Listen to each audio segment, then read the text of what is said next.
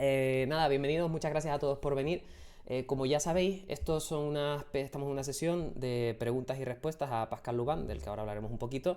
Estos son unas pequeñas charlitas que estamos organizando desde ACADEVI desde hace ya un tiempo, que vamos pues de forma recurrente invitando a gente del sector del videojuego de diferentes partes del mundo para hablar pues un poco de su expertise, de las cosas que trabajan, que hacen y que desarrollan.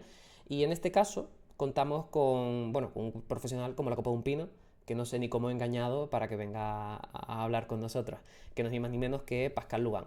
Pascal Luban es un desarrollador que lleva ya, me sorprende bastante porque es impresionante, casi 30 años trabajando como diseñador de videojuegos, ha trabajado en un montón de compañías, en Activision, Ubisoft. De hecho ha trabajado en proyectos como Splinter Cell, en Chaos Theory, que es un juego que tiene unos años, ¿no?, en la parte multijugador. Ha trabajado por ejemplo, en Pandora Tomorrow, que también es otro jueguito de Splinter Cell.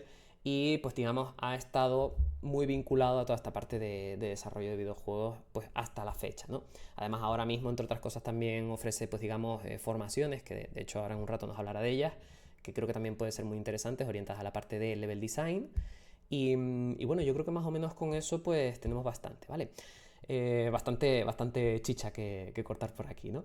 Entonces, antes de arrancar, lo que os iba a comentar, no sé si habéis usado alguna vez el escenario de Discord. El escenario de Discord funciona de la siguiente manera: vamos a estar yo y Pascal en el escenario, ¿vale? En principio no podemos oír a nadie más, ¿vale? Por lo que, dependiendo de la circunstancia, podemos hacer dos cosas: o bien os vamos dando paso al escenario, que no sé hasta qué punto va a ser lo más cómodo, o simplemente tenemos un chat en el que podéis ir escribiendo las diferentes preguntas y yo voy hablando con Pascal pues sobre esas cositas, ¿vale? Si queréis, al principio pues podemos empezar simplemente escribiendo esas preguntitas, ¿vale? Pueden ser tanto en español como en inglés, yo las traduzco, no hay ningún problema. Y así pues ya podemos ir viendo un poquito todo eso, ¿vale? Solo como anotación, si alguien en algún momento no entiende cualquier cosa de la que estemos hablando o lo que sea, pues podéis perfectamente escribirlo, ¿vale? Intentamos hacer una traducción más o menos simultánea dentro de mis medidas como traductor que soy, ¿vale? No sé si hay alguna duda, entiendo que no. Vale, entonces voy a cambiar de nuevo al inglés. Now, so thank you very much, Pascal. I'm sorry for taking so much time into my own language to explain this. I think now everyone is the same page. So I introduce you. I think I may have left a few things, so you can actually introduce yourself a bit more in depth. And so I'm giving you the word to start and speak everything, because you have a lot of things to tell. I will just say, hola, estoy muy feliz de estar con vosotros. Yo hablo un poco español, pero poquitos, entonces voy a hablar en inglés, yes. Thank you very much. Pero me gusta España mucho, He trabajado en Barcelona por un año y medio, so me gusta mucho. Entonces vamos a hablar en inglés ahora. That's all. That's all. Can't go much further. Okay, So you guys feel free to ask any question.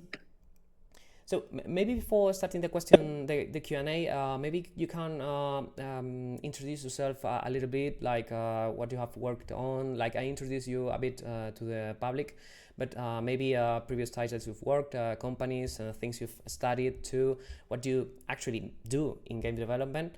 And so we can break the ice a bit to ask some things, because people tend to be a bit shy, as you know.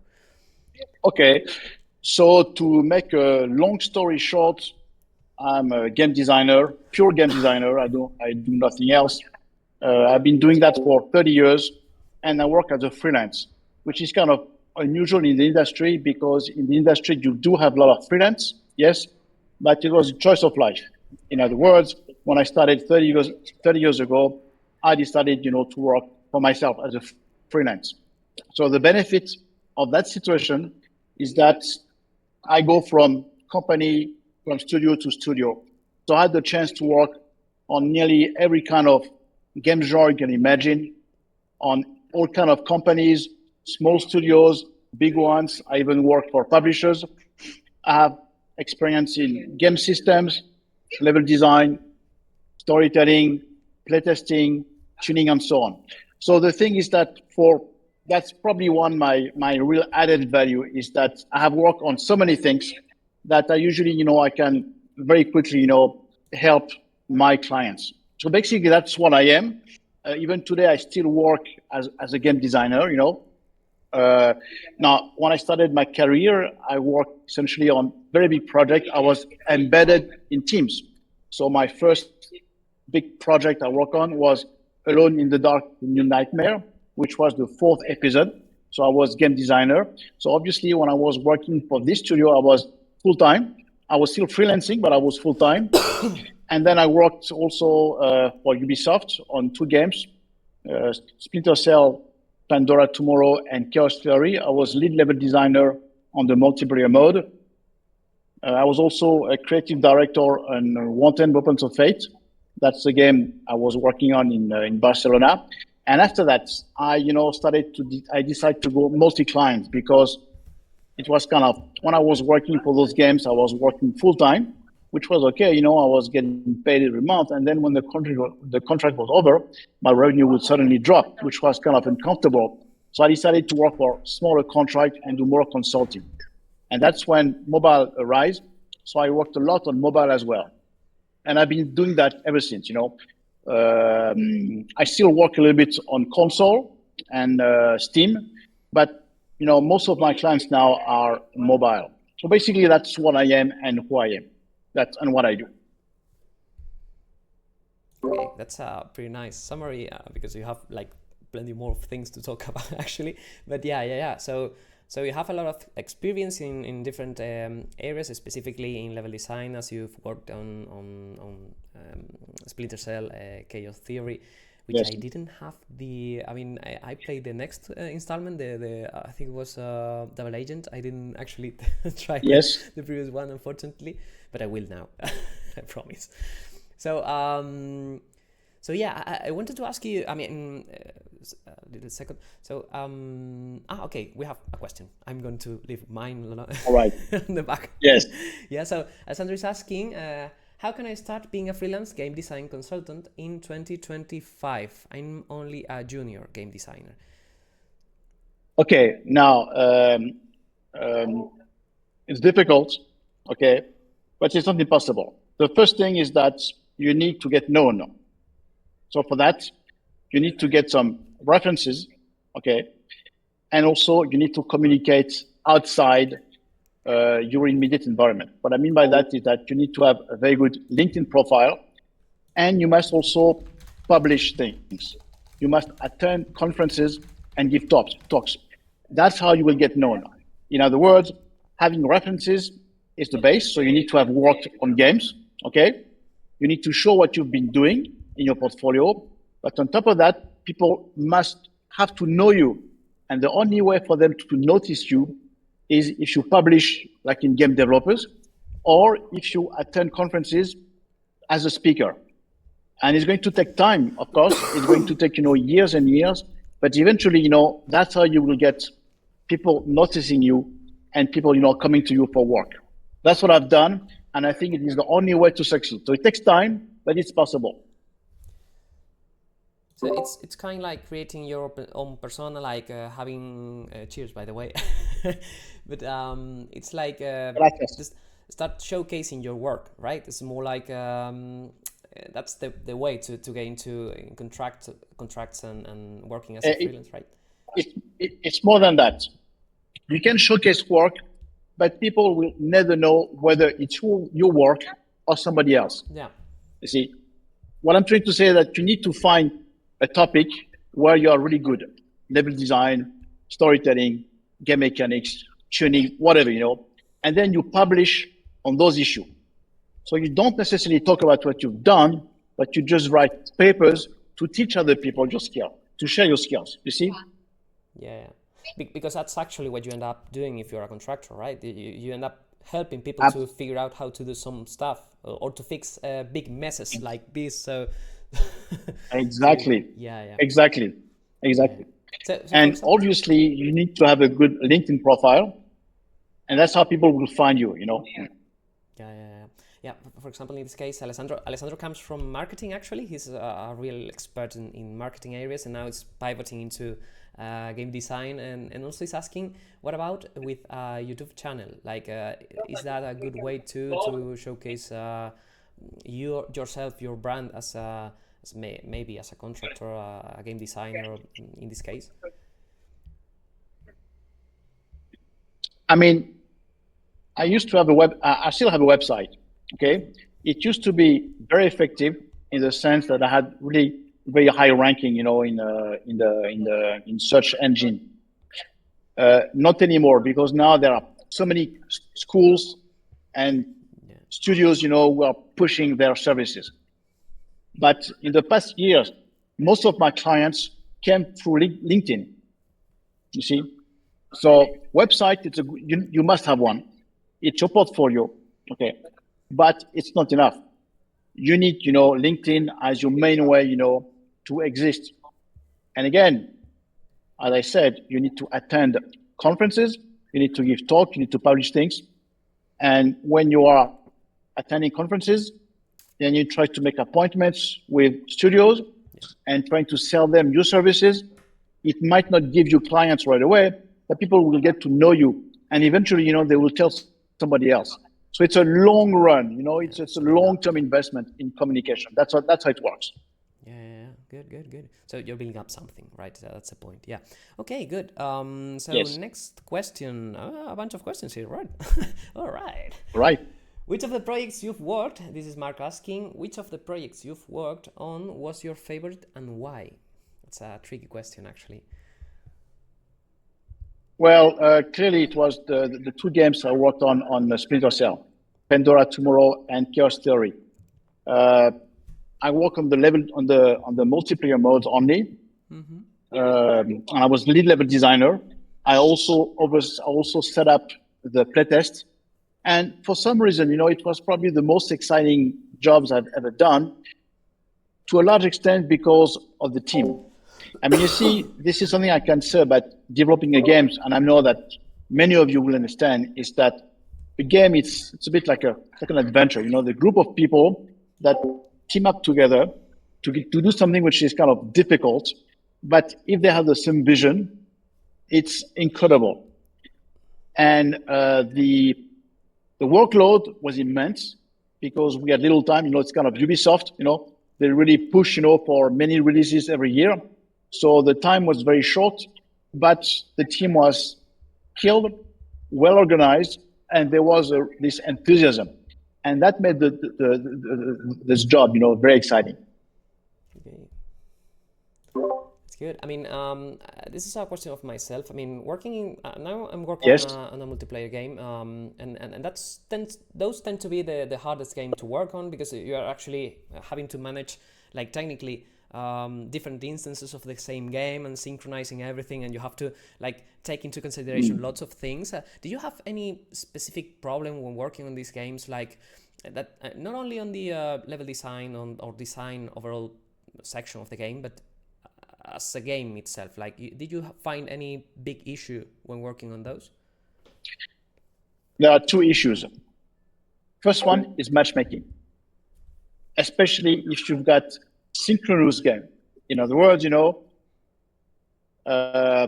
you decide to play multiplayer, okay, and you must have people who are going to play with you and people who have roughly the same skill level. Otherwise, the game will be unbalanced. So matchmaking means that you must have a system that makes sure that the player you'll be facing has the right level, and then you must sure to have enough of them. Because if you connect to a server and you wait 1, 2, 3, 5 minutes before there's nobody there, what will happen? You will quit. So the other challenge is to make sure that you've got enough people connected at the same moment. This is why so many, especially on mobile, there are so many multiplayer games who are asynchronous, like Clash of Clans. In those games, you don't compete against people who are online. Yeah. No, you compete against, their village, which is offline. So they don't have any issue with that. So matchmaking is the first issue. The second issue is balancing, because especially it's game mechanics balancing, but also level design balancing. Why? Because in multiplayer, people will play the same maps hundreds of times, and the community will play the same map maybe 1 million times. Okay, yeah. So if there's any flaw, it's going to appear. And by the same token, people can play thousands of hours on a game. And if there's some imbalance, you will find them. So the only way to fight this unbalancing is doing playtest. So playtest, it's a critical part. I mean, it's important for any game, but it is critical for the success of any multiplayer game.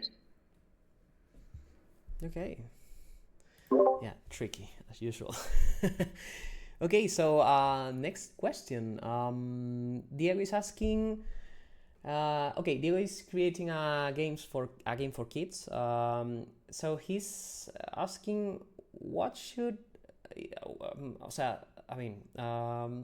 how should he focus his efforts when he doesn't have so much resources? I mean, I think he's working alone, I guess. So he's asking how to maybe place those resources in time and management into the game to don't fail, I guess. Is that okay, Diego? Maybe I said it right. I guess so. I'm sorry, when I'm thinking in English, I can't really read it in Spanish. So I guess so, yeah. Okay, I think I understand the question. Yeah. I did work on a few games for kids, and I've learned two things. The good news is that kids are not demanding in terms of graphics and complex technology. So you can really save a lot of money on concept art and animation. That's the good news, okay? But there's something that kids love, and this is where you should put the money. It's customization. Kids, they love to customize their game. So it can be anything. Characters, backgrounds, graphic user interface, anything. They just love it, and they can spend hours, just customizing things and so on. So my advice is that forget about complex graphics, okay? This is you can save money, but make sure that in your game, there's one part that can be deeply customized, okay? You provide 2D resources and then you let your children, whatever, use the points they earn in the game, whatever, to customize. And this is why you should put, I'm saying, new resources in this customization dimension. Okay. Writing some. Okay, it's this mark. Okay, so I mean there are a bunch of questions, so I'm going to read those one before the other. Yes, please. I'm very happy. Yes. Yeah. So Alessandra is asking again. Since you're a consultant working with different clients, what's something that is not talked about a lot, but this is. I don't really understand the question. Since you're a consultant working with different clients, what's something that is not talked about a lot, but that is working really well to have success as an indie? I guess he's asking about, maybe Alessandro, can you rephrase the question? Because I'm not sure if I'm a bit tired right now, but I can't really get what you're trying to say here. We're going to move to the Harvey Khan's question, and then we can go back to you, okay? Okay, so Harvey's asking, so she's asking about you and why Barcelona, or why did you go to Barcelona? Because considering the lower Spanish budgets and worse financial situation, I mean much higher taxes being a freelance, being an autónomo in Spain, I assume you work mostly for international clients, not Spanish ones, but still I'm curious. So she's asking why Barcelona if you can actually work from wherever for whoever. It's very simple because my client was a Swedish studio called Green. And Green actually, got the contract to develop the game based on the movie Wanted. And they decided, to create a new studio in Spain. Now, why Spain? Well, there's one reason, is that, remember, Green, it's a Swedish studio. And you can imagine how Sweden is. It's dark, it's cold, it's wet, and so on. And for Swedish people, going to the south, it's a dream. So for them, Green was competing with other studios in Sweden to attract the best talent. And having this studio in Spain was a strategy for them to attract the best Swedish, Norwegian, and Finnish people to their team. You see, because at that time, Green was quickly expanding. So basically, the Spanish studio was just, like a bait to attract people. That's why, we did have also a lot of Spanish people in the team, Obviously, they recruited, some of the best talents in Spain. So they built up the studio very quickly, but half of the studio was made up of people like me, coming from other countries, especially coming from the Nordic country. That's why. Yeah. I mean, we actually went to Nordic Game like a few months ago, and we mentioned the islands Yes. to have a few companies here. Like, okay, do you want to come to the Canary Islands? Where's that? Oh, Tenerife. Oh, yeah, sure, let's go. Because Yes. I mean, Uh, it's a tricky place to live. I mean, we were to what was the name? Malmo, which is the south part of Sweden. yes. But Yes. if you Yes. go up north, you don't see the sun like half the day. So it's quite tricky. But yeah, that's mostly one of the reasons more people come here. Yeah. Okay. Next question. Let's see. So, B is asking, may I ask if you are currently reading any books or literature related to game development, and if so, could you share what you're reading, or recommend maybe some books? Okay. I've read many books on game design. Actually, I summarized many of them. But a few months ago, I published an online course on game design. So obviously, I used my own experience, but also I wanted to read what others have written. So actually, I read a good number of books, in the past year. So it's kind of telling which books are the best one. It's kind of difficult because they tend to be specialized. Okay. Probably, one of the best is the a Book of Lens, which you've known, probably very well. The problem is that this book, sorry for the noise, those books are kind of written by game designers for game designers. I mean, personally, I think they are kind of a bit too complex in the sense that I read the whole book, and I read many other books on game design, and most of them, actually are, to me, I think are too high level for beginners. Actually, that's one of the reasons, Oh, we lost. But if you really want, to me, the best of it, it's just a Book of Lens. That's probably, the best one. There are other ones that are specialized. There are others on monetization or live ops, some on level design. But the one which, to me, still remains the best is that one. But again, as I said, I think it doesn't answer the needs of beginners. Yeah. I mean, it depends on what you want to learn. So, what was the name? The Book of what? A Book of Lens, yes. Book of Lens. What is? Oh, I haven't read this Hang one. on. Okay, good. I can read it. Okay, you find it. Okay, yes. Okay. Thank you. Good. Next question. Let's see. So Herbisaski. No, that was already asked. This one was asked. Okay, plain. What a name. Again, the same. It's the same question. So, which book would you recommend to read for a beginning game designer? Greeting from Ukraine. From Ukraine. We have someone from Ukraine here. So not sure if you want to answer that already. It's just the same, right? So, okay, Alessandro is asking, which game design frameworks do you usually use in your work? I'm not using any software. I mean, obviously, my tools are just some graphs and like a word processing software. That's all. As I said, I'm a pure game designer, so I don't do any prototype, which could be an issue, but in my case, it has never been a problem. Now, I think it's an interesting question in the sense that if you are like a young game designer, okay, if you are studying a junior, then probably, I would recommend that you learn how to do quick prototype, which is easy to do now, okay? But when you become a senior game designer, you don't prototype at all. You're not paid for that.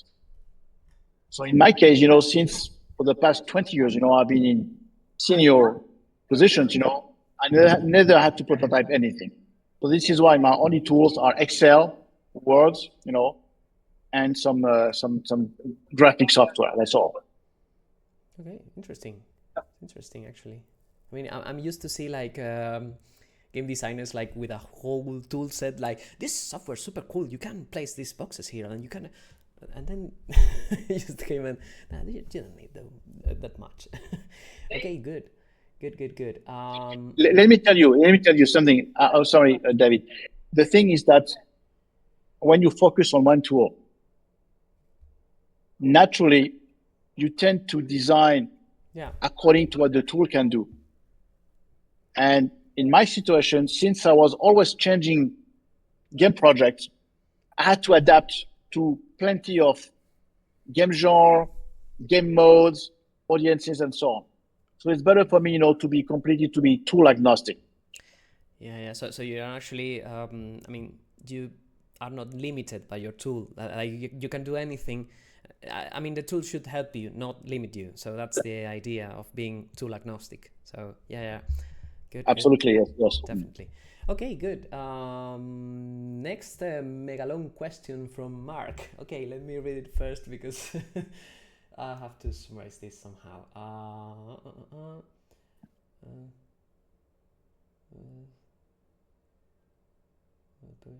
Okay, all right. So Mark's working actually for one company that's called Quasar Factory. They're working on their first mobile game, which is Master of Cladia. I don't know where I read Clay. Master of Cladia, which is a pretty nice game actually. You can try it out. And he's asking about development issues, right, in mobile gaming.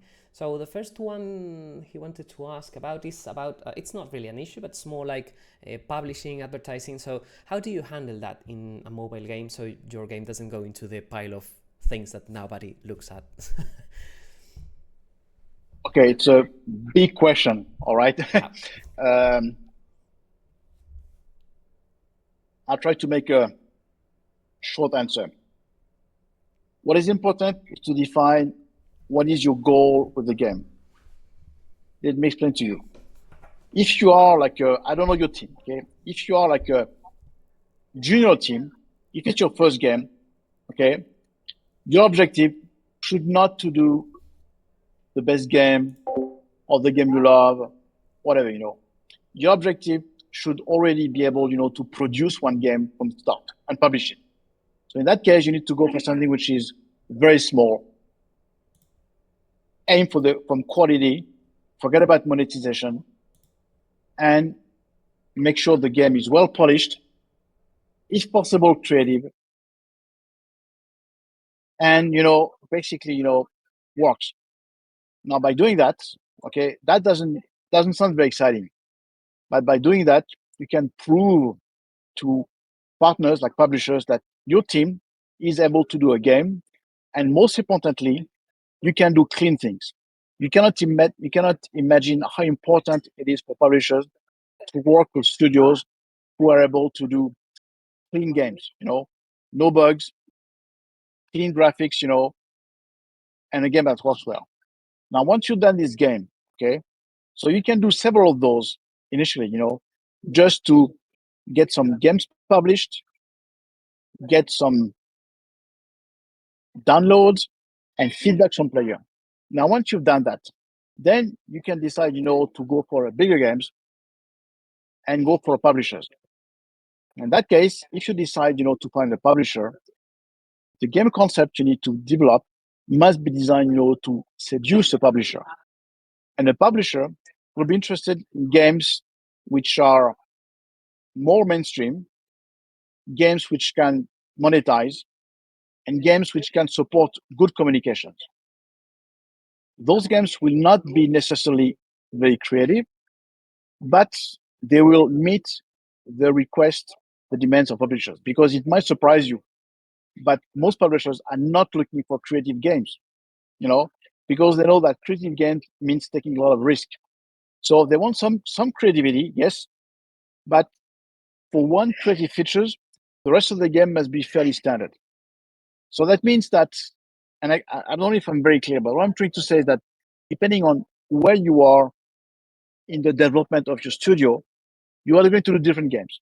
If you begin, you just want to do small games to demonstrate. I mean, first of all, to learn that you can make games, to learn to make games, but also to demonstrate that you can do quality stuff. And later on, when you decide to go big, once you have the experience to do a game, then you want to go for a publisher and to seduce the publisher. You are going to seduce the publisher with features which are designed to seduce the publisher, and that's how you can succeed. Because once you got the publisher in your pocket, even if this guy take a lot of money, it doesn't matter, because he's going to help you grow and get noticed. And once you get noticed, then you will be able to get investors. People will know you, and that's going to roll success. An error that many studios do is that they want their first game to be the title that would make them successful. Sometimes it works, but most of the times it doesn't. So it's better, to have step by step. It's like climbing a ladder. Okay, you cannot jump to the top of the ladder in one go. Okay, so you go step by step. It's exactly the same thing for game development. So depending on where you are in the process of developing your studios, you do different your game must have different content. I don't know if I answered the question, but yes, it's. Did I answer your question to begin with?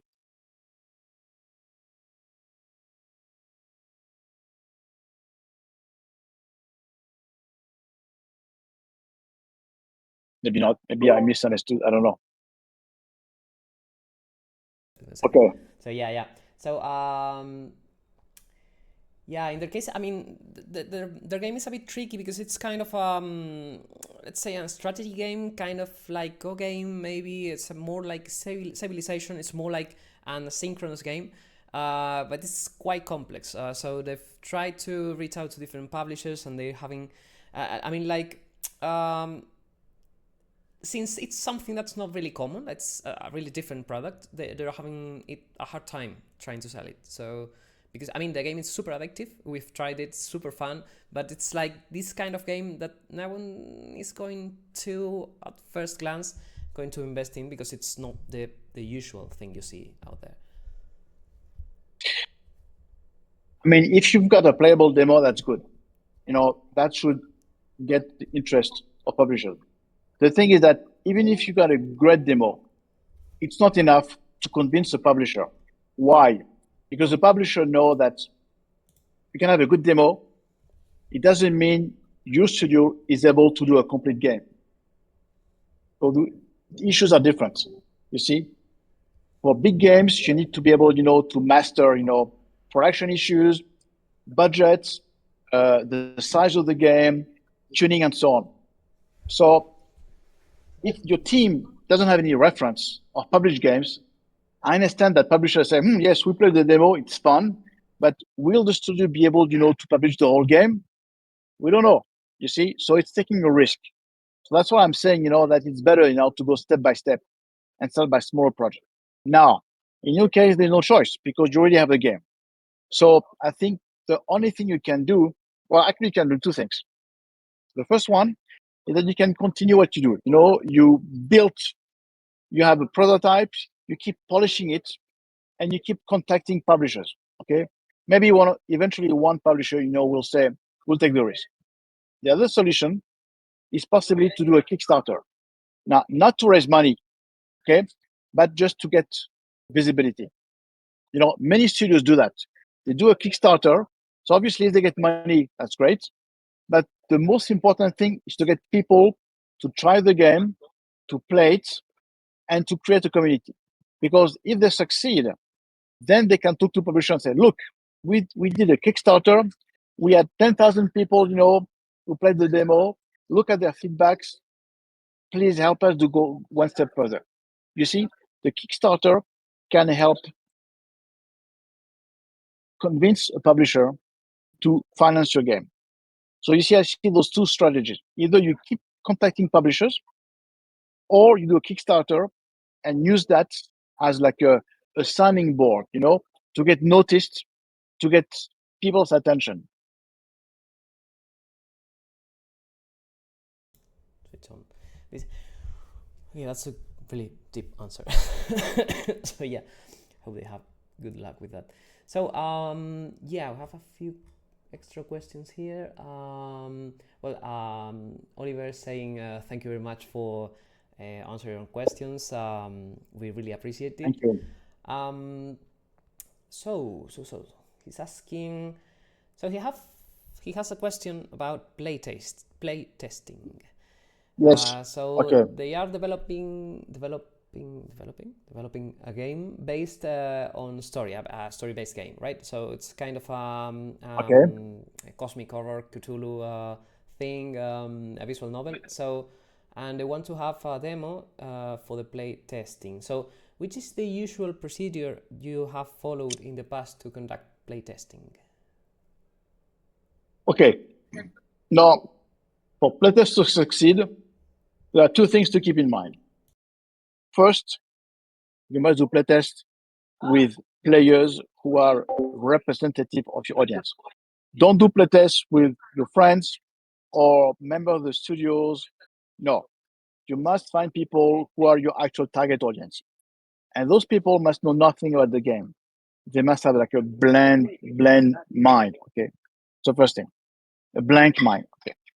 The second thing is that you should ask them to playtest something which kind of is very close to the final product in the sense that graphically it should look like the final project. In other words, if you ask them to test a prototype with plenty of placeholders, playtesters who are coming from outside the game industry, they will focus on placeholders, on the poor animations and those, the lack of sounds and so on.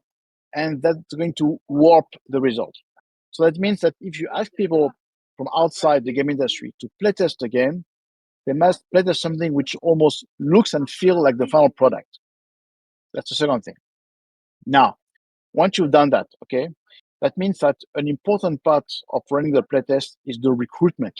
So you must spend time to find those people who are representative of your audience. You must find them and convince them to come to your studio to do the playtest. Now, it's also possible to do it remotely. It's a bit more complex, okay? But ideally, you should have people come into your studio and do the playtest. Why? Because it's much easier to watch them, and the whole team can also watch them and ask questions.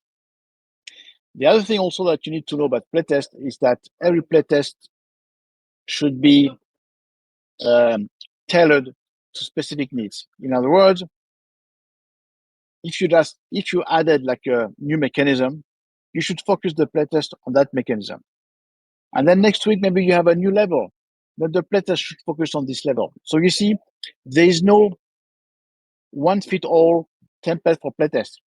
Every playtest session must be adapted to new features added to the game. That's basically what I can say about playtesting.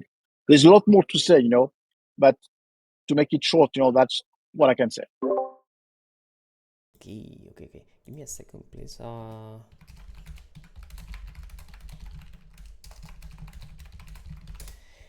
right, so a few questions from Alessandro. Yes.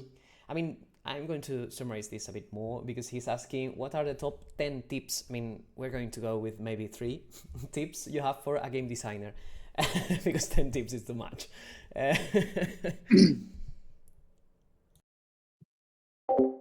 Okay. First one, study games. Play games, plenty of games, but not only the games you play yourself. Many people in the industry, they play Steam or console games.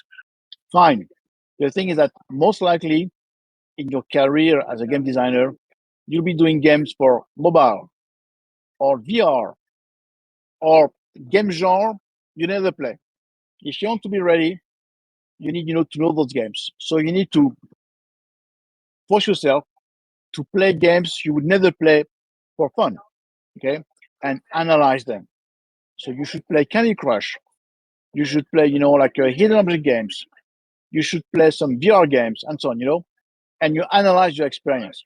That's the first tip. Second tip, you have to be very, very good at writing documentations. You know, most of the work for game designers is not to think concept, is to write documentations like pitch deck, games and documents. Sorry, high level level design document. You see those documents because that's what the team will use to do the game. So that means that you need to know how to do those documents. So there are templates everywhere, okay? But also you need to be thorough in writing those. You must pay attention to details. A full game design can take weeks or months to write. You know, like a few years ago, I worked on a mid-size mobile game. Maybe you know the game called CSR Racing. You know, it's a racing game, very popular on mobile. Very simple mechanics, okay? And I did a game which was a bit similar. I did the game design. The design document is like 160 pages, you know. So the games and documents can get very, when you go in details, can go very tricky, you know. So that means that if you don't pay attention to details, you'll never be able, you know, to write good design documents. So that's the second advice. So, you know, really be really skilled at writing design docs. And the third tips is be humble. You know, even you know, obviously you need to defend your ideas, but you should listen to others. Okay, especially people who play games, especially playtesters. You know, so you have to be ready, you know, to throw away your ideas, your game concept, if the playtest shows that well they don't work as you think. Okay, and it's kind of difficult because as game designers we tend to fall in love with our own ideas. You know, it's basically a little bit like our brainchild. Okay, but we need to pass that. We need to be able to say, well, to admit, no, I was wrong. This person has a better idea in terms of game mechanics. So you have to be humble, which is very difficult to do. Be humble, please. Okay, and second question from Alessandro. What are some strategies that are not so common or generally talked about that work really well in 2025 to reach success with an indie game? Okay. The first one, it might come as a shock to you. Your game concept must be designed so it can support a strong communication. Let me explain to you. If your game concept features great game mechanics, okay, but those mechanics don't show or are kind of hidden in the game experience, okay, it's going to be very difficult to showcase your game because there are just so many games out there. On the other hand, if your game concept has one feature which makes the game stand out, okay, then you've got much better chance to catch the attention of players and the media. So what I'm trying to say, and I know it can come as a shock to many people, is that if your game concept cannot support a strong communication, change the game concept.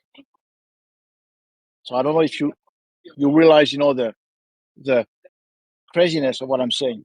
I'm trying to say that communication is so difficult, really, you know, when you're an indie,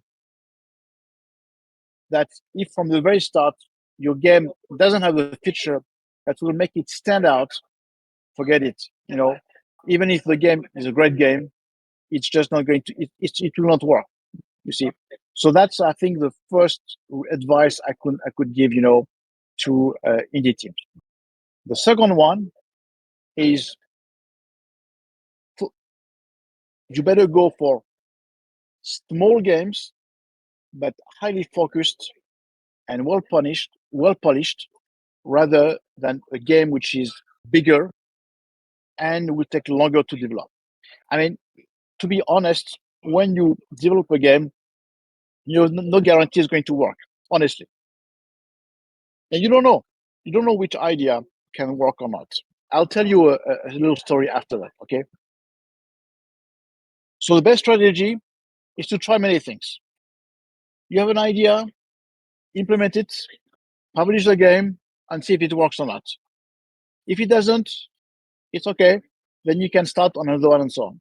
But if you go for bigger games, not only you are going to make the game more complex to design and develop, but on top of that, if you fail, then you would have lost maybe 20 months instead of maybe 12. You know, so for indie games, it's better to focus on very small games, highly focused. Okay, maybe it's a niche in a niche game. That's okay, but highly focused experience rather than trying to do something which is too big with plenty of features, plenty of game modes, and then you just might not succeed and lose your time. So that's the second advice I'll give you. Let me give you a little story. I explained to you that I work on Splinter Cell. Now, I work on the multiplayer mode, and actually, this multiplayer mode was very successful. Really, to the point that actually, the team who was doing the one player was kind of jealous. On that game, the multiplayer was done in France, in Annecy, and the one player, the solo, was done either in Shanghai or Montreal. Okay, so one game by two teams. And actually, we knew in Annecy that the other team was kind of jealous of the success of the multiplayer. And when I got there, I asked the people, well, I realized very quickly that what made the game mode successful was the fact that the team had one idea. Very simple one. It's asynchronous gameplay. In other words, in multiplayer, you've got the what we call the spies, okay, with a gameplay like Splinter Cell. So it's a third person, and you can climb everywhere, you can hide. And then we had the defenders, what we call the mercenaries, had kind of first person shooter kind of gameplay. So they were kind of very slow, but a lot of weapons and so on. And what made this game successful is because they have this asymmetrical gameplay. Okay. So when I got there, I asked them, well, who had this idea? Nobody knew. That means that somehow, the idea sprang up during some kind of design meeting. Okay. And they say, well, we should try that. They did a prototype, they try it out, it was fun, and they keep going. So what I'm trying to say is that, this game was successful a bit out of luck because somebody who was impossible to pinpoint, say, well, we should try that. And they did. This is why I say, you have to be very humble as a game designer because the best idea might not come from you, it can come from somebody else. But in that case, the creative director had the wisdom of listening, I guess. So he took the idea and did it. You see? So that illustrates the fact that it's, you don't really know where the best idea can come from. You should try them out. If they work, great.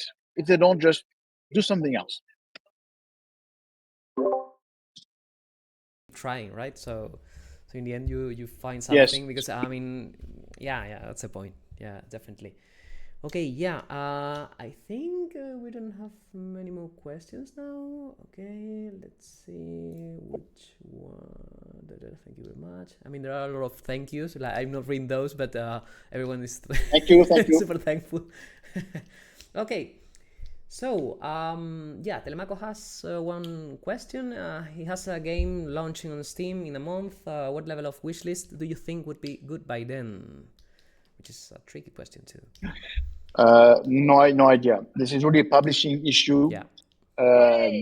I've heard incredible issues. I've got incredible features about Steam wishlist, like tens of thousands, but I don't know. So again, as I said, I'm a pure game designer, so I cannot give anything meaningful on publishing issues. Sorry.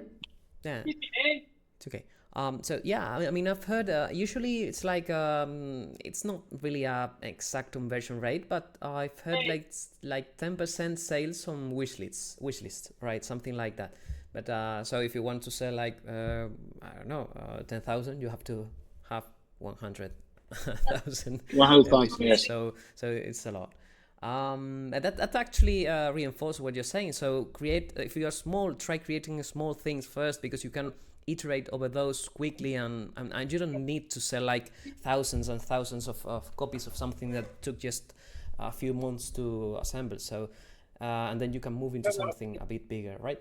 So yeah, I'm not sure what game you're working on, Telemaco. If you want to share it, you can actually go ahead and share it here, so we can actually wishlist it too.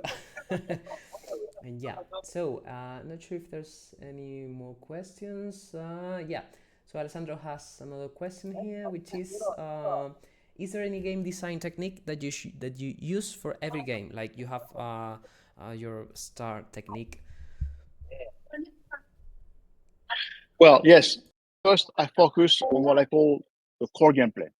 But the core gameplay is the actions that players will do all the time. When I say all the time, it means all the time. Like in a first-person shooter, the core gameplay is simply just killing an enemy before he kills you, and you do it millions of times. In a platform games, it's just doing successfully a jump and so on. So I focus on that because this action will be done over and over. If by itself is not fun, your game your game is unlikely to succeed. So this is the first thing I focus on. Okay, the core gameplay. Now then, also the other issue for me is long-term retention. How will I keep my players for hours, days, months, and even years? Okay, and the core gameplay is not enough for that, because the core gameplay can become repetitive and can be mastered by the player. So I must plan features that will help me keep the players, on his toes and renew the player's experience. That's my second, I would say, objective. And the third one, I would say, potentially can be, the storytelling. But not all games have a stories. Okay. But for those who have stories, I pay a lot of attention to storytelling because I think it adds a lot of added value to a game. So basically, that's all. That's how those are the steps I follow.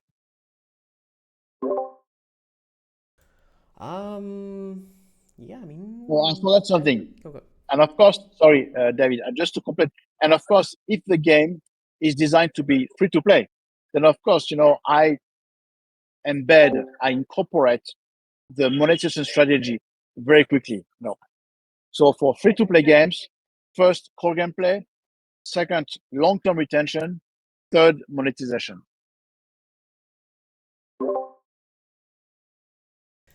Okay, good. I'm not sure if we have any more questions. I mean, we have some time left. I mean, but I'll just like to say something. yeah, Like to say something.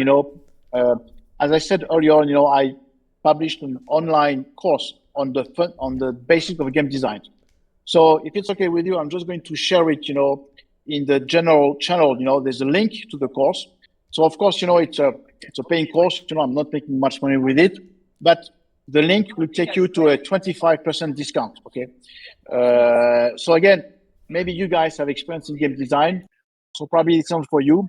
But if you know people around you who want to learn the basics of game design, maybe they should look into this course, which is video. It's in English, but it's subtitle. Okay, so that's why it could be an opportunity. So I will put it in the general channel. I will just share the link. It's on the general, guys. So I'm going to switch back to Spanish just in case, so everyone gets this information because it's super important. Lo que está comentando Pascal es que tiene un curso bastante potente de la parte de game design. Lo tenéis publicado en el canal general. De todas formas, vamos a estar insistiendo con él porque está muy bien y nos ha dado la amabilidad de un descuento de la leche, ¿vale? Entonces, yo os lo recomendaría que le echarais al menos un vistazo. Vale, porque además también lo podéis apoyar y es un gesto muy bueno. Vale, nada, simplemente comentaros eso. Now I'm back to English.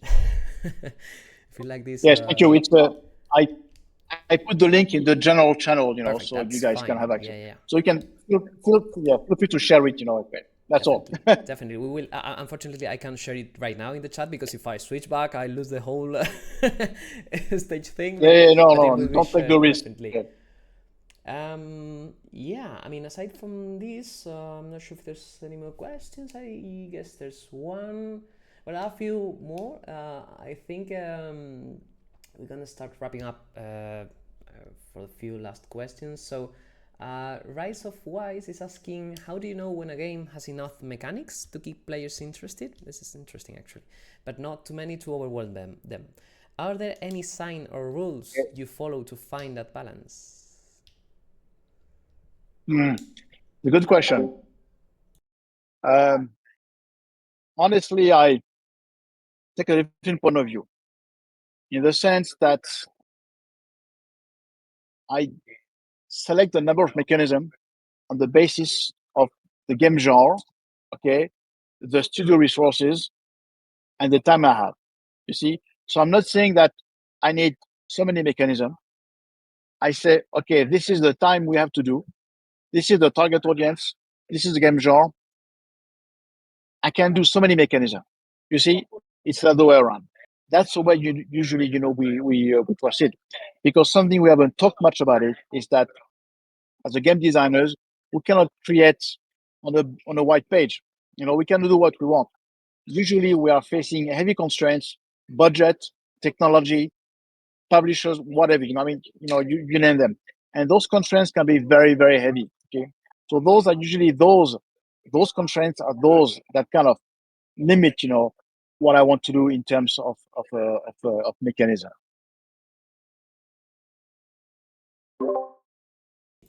So, And I will even say something else, just to something else, is that if you work for a client or a publisher who tells you, do what you want, do the best game, sounds great. In my experience, it's a good recipe for disaster because people who take those decisions, they don't really know how to make games. And in my experience, it always fails. Okay. So it's better to have a client who has a lot of constraints, okay, but rather than one who give you, free reign to do what you want.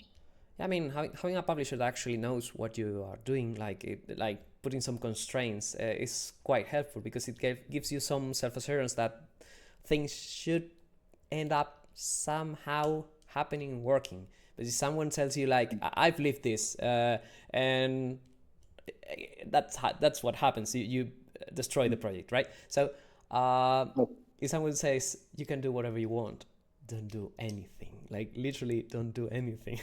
Right.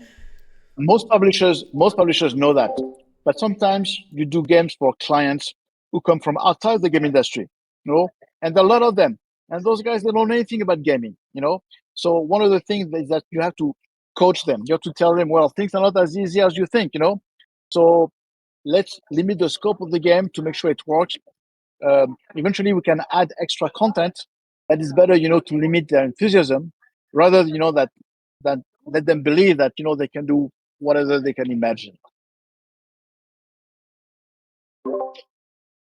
Matter of being honest with the publisher and having a good Yes, talking that's relationship. right. Yeah, I mean, if the thing goes well in the first game, maybe a second game could improve and add those things eventually. Yes. But first you have to demonstrate a We can system have before. DLC. Yes. Yeah. That's the idea. You have DLC on Extra and so on. Yeah. That's the point. Yeah. So I guess we should be wrapping up because I don't have you. I want to have you like the whole afternoon. Okay. Although we want to. But yeah, I mean, first of all, thank you very much for all the support for being here today with us. Thanks to you. I've left one question in the back because Yes. I think this is quite the most important question of the whole session.